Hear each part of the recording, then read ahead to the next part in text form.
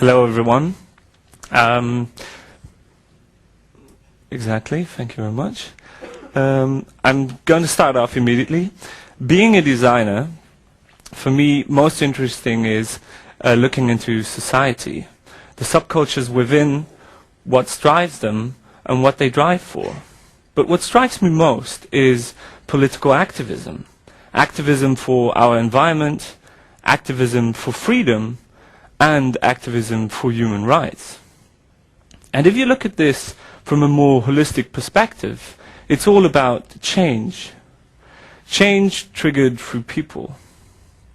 And besides being into people and politics, I'm interested in technology and how it changes the way we think, act, and work. And interestingly, some of the major changes in our history have been the result of technological inventions. To show you what I mean, and to understand how societies and their power distributions are strongly connected to technology and thereby shape political participation, we will go a bit back in time. In the 12th century, the Cistercian monks installed the first bell in their monastery in order to remind the inhabitants of their religious routines. And from there, the bell was copied by the royal courts, and this technology was embraced and further developed. And until then, time was perceived as something continuous, a cyclic flow. And only the clock and the ability to keep time changed the way we perceived it. Daily life was segmented into parts: opening of city gates, work times, meal, closing of markets. And at a certain point, time became standardized into seconds, minutes, and hours, and with it, accuracy and efficiency occurred. But still, on the other hand, kings and the Pope ruled over their subjects for a lifetime, which means the power distribution still connected to the old perception of time. 2 centuries later, in the 14th century, people started wearing watches around their wrists, and another invention was made, the printing press. And with it, books occurred and people started reading, which meant greater understanding, which enabled reflecting on their environment and basically led to asking questions. Substantial ones, questioning the papal and other authorities, creating the Enlightenment and the French as well as the American Revolution. And back in that time, politics was made on marketplaces, so everyone could join and have their say, up to the point where there were too many people and representatives had to be elected that moved into town hall. And if you look at this shift from an isolated castle to an open marketplace back to a rather isolated town hall, you could say that politics has always been limited by practical and technological restrictions. And in that point, I think Dave Maslin is a very sharp observer, and his thesis that the often claimed apathy is actually a form of hindered participation is a very interesting point of view. So the question is, what has changed? Why do I think it is different now than it was centuries ago? Because basically we still have representatives in our parliaments. I think the big change is the media.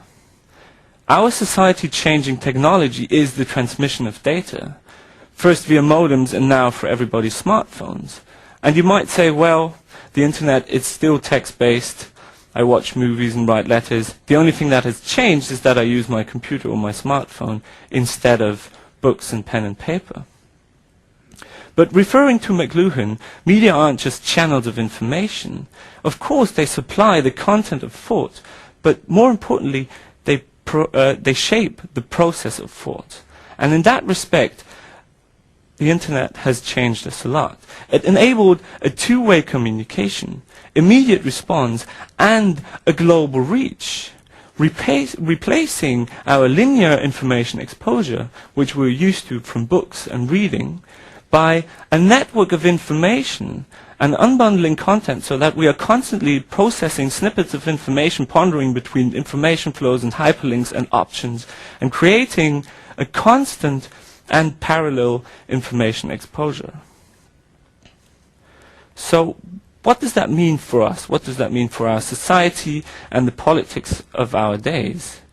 And I think the democracy in our age, democracy in the digital age, will basically be shaped by the processes of our technology. And it opens up new opportunities for political participation. And I think, or I believe, as a person, I want political parties and institutions to become creative and interesting entities that use the new technology in order to open up a bit and create something that people want to interact with. And as a designer, I want to help them to shape these entities, and I want to help them to reach that goal. Luckily, I'm not the only one, and there are already a lot of platforms and institutions working on this topic. And one of them I want to mention is Adhocracy. Adhocracy is an open source platform that enables a vast amount of political participation.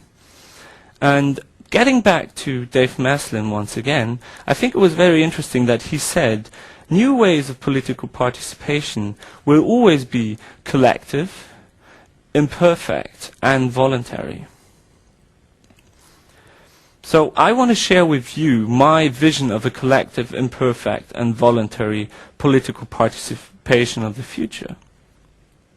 And in this scenario I will talk about, you have to imagine that every character I will mention has installed some sort of an app that enhances and enables this political participation on his smartphone. We're talking about the new media, right? And to give this whole thing a context, we're talking about the Euro crisis. This will be the topic of the scenario. So imagine Bonnie. Bonnie is a political activist, and what she does is she marks place in her environment. And she uses a function of Adhocracy that can be compared to location-based applications. So in this case, she marks a place in front of an ATM. And she does that because she thinks there's a semantic relation between withdrawing your money and being exposed to this issue. So whenever she passes an ATM, and she feels like it, she marks this place, and thereby connects our physical environment with the virtual platform. Then there's a second character, Eve. And first, there's a second function, which is the direct vote. So because Bonnie is a political activist, she also has a very strong opinion on this topic. So she uses the function of a direct vote to make sure that her opinion is heard. Now we're getting back to Eve, and Eve is by coincidence queuing at one of the ATMs Bonnie just marked. And whilst waiting, she receives a message from the Adhocracy app, which is saying, "Save Greece, vote now." And her first reaction is basically, she's annoyed because she has this in the media all the time, and she thinks, well, we cannot pay for Greece anymore, it's far too expensive. But then in the next thought, she realizes things aren't that black and white. And she wants to know what is asked from her, why she's supposed to vote on this. And to do that, she accesses data from users collected and rated on its usefulness. So the data she accesses is basically background information, opinions, political statements, and maybe even some future scenarios. And after browsing through this whole vast information, she realizes she still doesn't get hold of this topic. She still can't make out her mind what to vote on. But what happens is that she remembers a friend's father, Adam. He's an economist. She always thought he would be a smart man, so she decides to delegate her vote to him in order for him to vote in her behalf.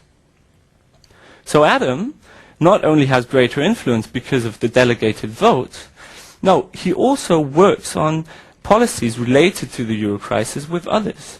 And this participative policy design is based on the wiki principle, enabling those people with higher expertise to have even more influence.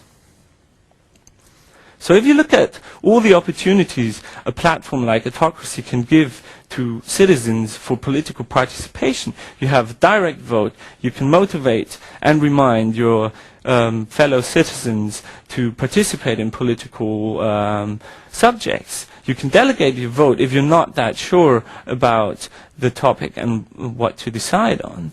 And you can, if you have the expertise, go on to the next level and actually work on the policies. And I think this is great. This shows how the new media technology can change the way we interact with politics.